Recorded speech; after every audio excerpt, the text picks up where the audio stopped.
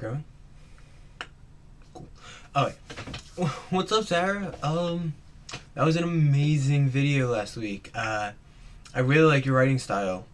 So, as you noticed, my background's different. That's because I'm in California now, going to school. Alright, so where we started off last week, we ended where Tara, we were zoomed in at Charlie and Alice, and Alice came to Charlie's house and said she found something. She was sick, and while everyone was at school, she was exploring her house and came across some information that this new mysterious principal at their school actually lived in her house prior to her. She found that information out, and as she was rummaging through the house, she found something. We don't know what that is yet, and she has it in a bag. So what that is, we don't know. But let's find out. I mean, it started raining, so the setting, we're back in Swordale. It's raining out. So where we were, Charlie goes, "What do you mean? You found something?" And Alice goes, "Yeah, ready?" So she reaches deep into the bag as if the bag was almost larger on the inside, bigger on the inside. And she reaches almost elbow deep, and Charlie's kind of like, what is this? The suspense is building, and she whips it out, and she throws grass all over Charlie's face. And he goes, really? Like, come on. She goes, "Well, you never go outside, so I might as well bring nature to you." And Charlie's like, "Alright, what? Was that it? Was that really it? Did you come all the way here to throw nature in my face?" Alice goes, no. I mean, I couldn't have missed that opportunity, but here's what we actually have. So he reaches in and pulls out this medallion.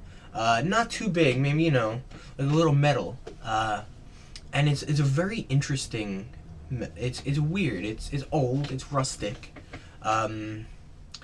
There's this sort of shape, almost kind of like a C, kind of like a comma, indented or drawn out from the face of the metal, kind of curved around the side, and then all along the circumference of the metal is some sort of ancient text, completely no longer used in as far as we know as society, but you could tell it's some sort of language or some sort of symbol, hieroglyphic. So Alice goes, "What do you make of this?" And Charlie looks at it and he goes, "This is something I've never seen before, and I'm very into nothing. This looks nothing like anything I've ever seen." He invites Alice in. He goes, "Mom, Alice is here." And he's like, "Alright, just play nicely." And they go up to his room. He takes out this large book, this encyclopedia of ancient language. Skims through it. Nothing completely unknown to him. And it turns out no one knows it except the people who speak the language. Completely hidden language. But they don't know that yet. So Charlie goes, I don't know. It's weird, and this is the principal's. And Alice goes, it must be. I mean, he lived here before, and I guess he left it behind. And Charlie goes, "What do you think we should give it to him? I mean, it is his." And we don't want to. I feel like he's not someone we want to get angry and steal from him. And Alice goes, "Well, if it was that important to him, he would have brought it. He obviously doesn't want it anymore, so let's keep it." And Charlie goes, I don't know. I mean, I guess, but I don't want it. You hold on to it. I don't want to be part of this." And Alice goes, "Really? You're always part of it.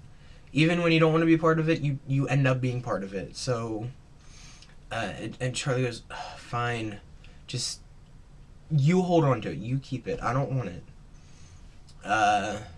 And with that, Alice, fine.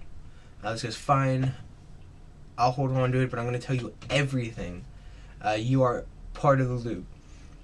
And with that, she leaves the house and says, bye.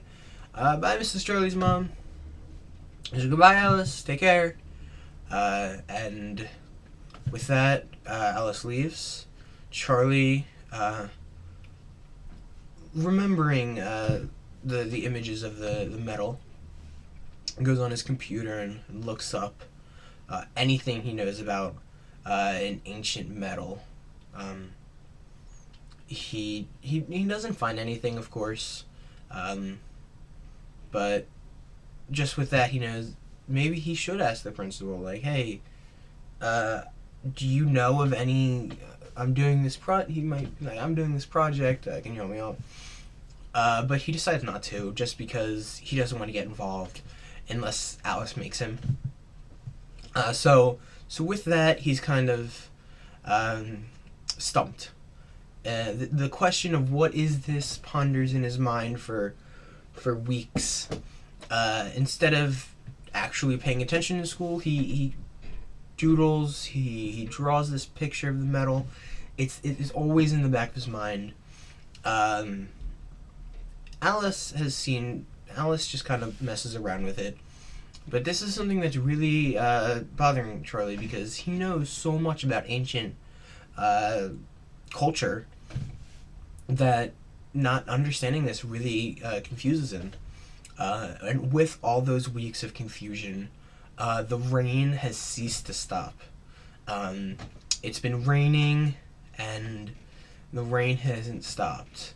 But oddly enough, there's been no flooding.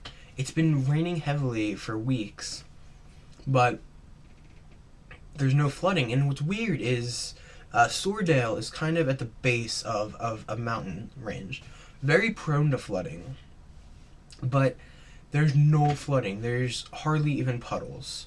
And this question is, he doesn't really realize it until it's mentioned to him.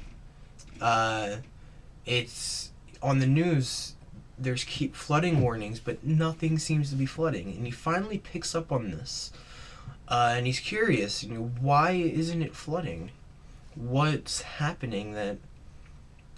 What's going on? It's very weird to him, and he can't help but think this weird metal has something to do with the fact that the rain seems to almost just go right through Swordale, as if it was some sort of porous material, and the rain falls right through it as if it was not even there, deep into something else. The rain seems to be going.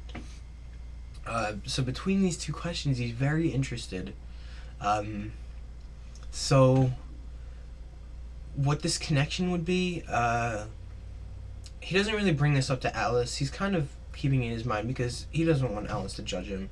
He's very self-conscious about his ideas and theories. So what this connection is, I think, Tara, I'm going to leave this up to you. It's I don't know, but let's see what you got. So of course, if you want to see what Tara has to say, you can subscribe or like in the gizmo down there. Comment. Oh, what do you think? What do you think this could be? I don't know. But side note, I'm kind of very sad because when I first filmed this, when I first recorded it, the metal was actually going to be a book, like a small a notebook. And I figured, all right, I'll just do a book, and then the ancient text was in the book. And I was really excited about it because the book was going to be really old, and I was so excited to use the term slight foxing around the edges of the paper. I was so excited to be able to use that. But then as I was thinking about it, I'm like, this is gonna be really old. This is gonna be a really old object, and I don't feel it will be able to hold up over that much time. So I decided to go to metal. But Tara, I challenge you to find a way to use slight foxing around the edges somewhere in your next video. And of course, I'm looking forward to seeing what you have to say. It's very interesting. And with that, I say goodbye.